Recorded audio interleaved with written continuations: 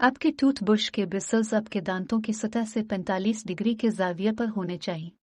इससे मसूड़ों की लकीर के नीचे ब्रिसल्स को पहुंचने में मदद मिलेगी और ब्रश को एक वक्त में 2 से 3 दांतों में मुख्तसर स्ट्रोक्स का इस्तेमाल करते हुए आगे पीछे करें। छोटे स्ट्रोक्स मसूड़ों से प्लेक और बैक्टीरिया साफ करके दूर करते हैं।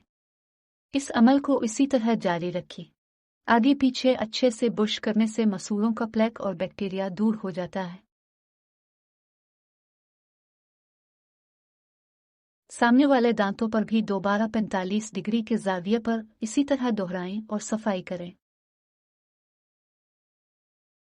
इसी टेक्निक से अंदर की तरफ भी एक वक्त में 2 से 3 दांतों को टूथ ब्रश करने के अमल को दोहराएं और चारों अतराफ से ठीक से साफ करें।